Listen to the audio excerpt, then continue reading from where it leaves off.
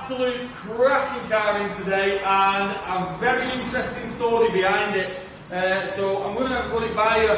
This vehicle here is a Austin 7 built in 1934. Now, the story behind this vehicle, first of all, the customers come in and asked us to give it a bit of a check over. They're obviously MOT exempt, so it doesn't need to be MOT, but obviously the customer wanted to know whether it was safe.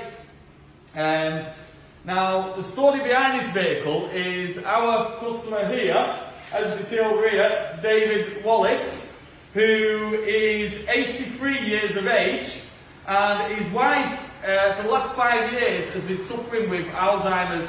And as part of his bucket list, and to keep him busy on top of looking after his wife with her illness, his children have decided to buy him this lovely car and bring it into us. So this is part of David's bucket list, and he wanted us to be part of his project and help him along the way as much as possible. So also here, if we come around here, we'll just we'll have a chat with David.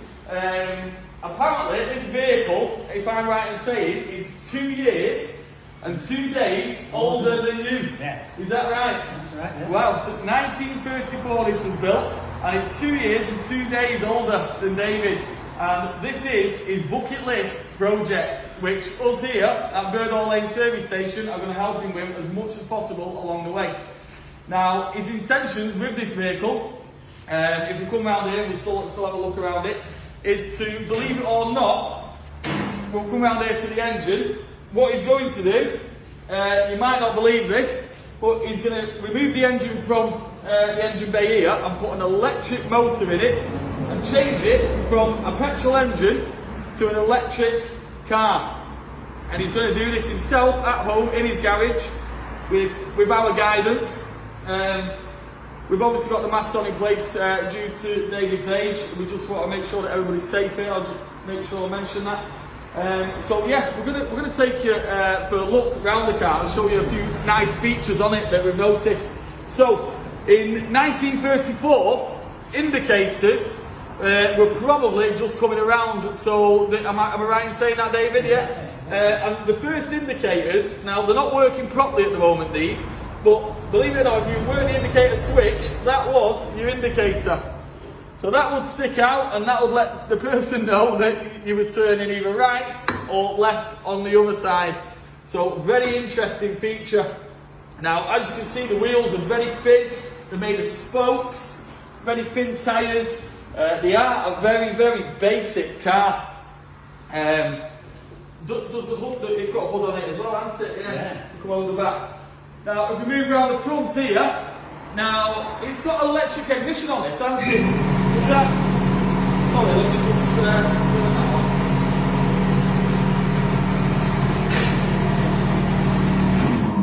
Fair bloody thing. Right, so it's got electric ignition on it at the moment. Is that right? Would that have been on it in the first place? No, about 1925.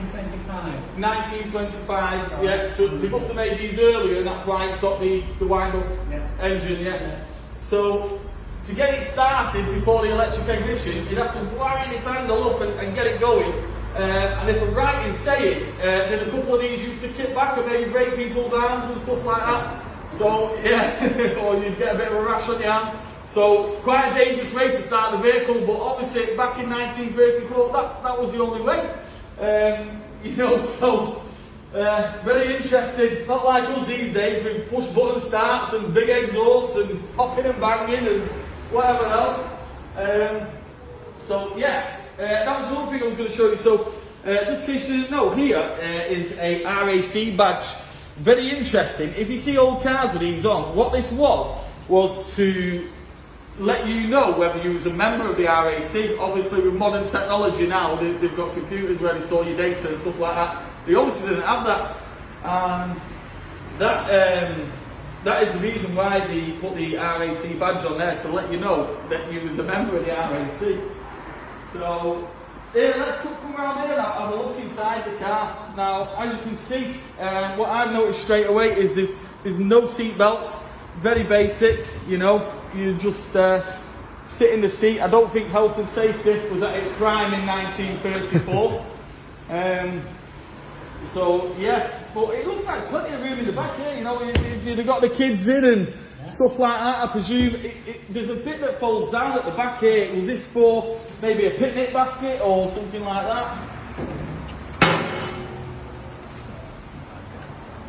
We're just going to untie it for us now. Yeah.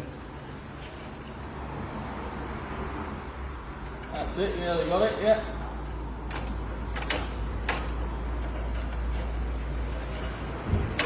Perfect. So, was this for like luggage and a picnic basket, like you said? Brilliant.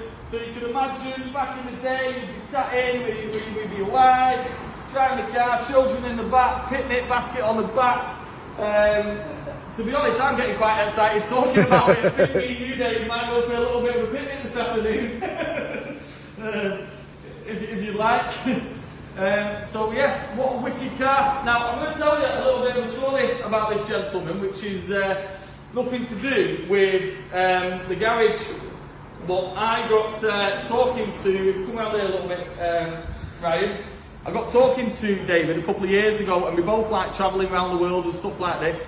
And he told me all these stories, and I took a bit of an interest into him, and I think the feeling was a bit mutual. And after that, a few months, that was about 6 months ago, your car got stolen. So David's car got stolen, obviously not this one, off his drive. And a bit of a story here for the garage. And I was out and I got a phone call to say one of our customers has rang, their car has been stolen and they are very upset. He was quite upset about it, wasn't he? Quite distraught. Now at the time I didn't know it was David, it was just whoever told me at the time who works for us, it was probably William or something, said that there's a customer on the phone very distraught and they need a tyre because the car's been stolen, it's been recovered, and did they pop the tyre or something? They had it when it popped, yeah. They had it when it popped, and then you got it back by now? I think that's why I got the car, because they had to leave it. Right, Otherwise, yeah. they stole it. Right, so if luckily enough, that when they stole the car, the tyre actually popped, so they couldn't go any further.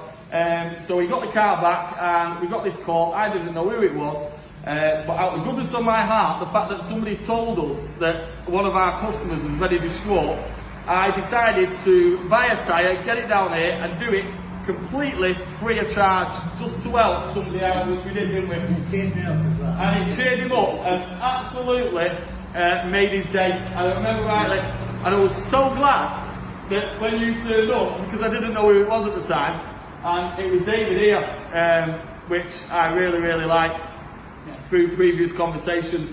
So just a bit of a story there for you. And yes, with this vehicle here, going slightly off the subject again, we are going to follow him with his project as far as possible, and we will keep you updated with the videos along the way of how this car is going to get converted into an electric vehicle. And I think that's it. We've pretty much covered most of it, but what a lovely car. 1934, that takes it now to, what is it, 85 years old, yeah? Brilliant. So on that note, all have a lovely day, and we'll catch up with you soon. Thank you very much.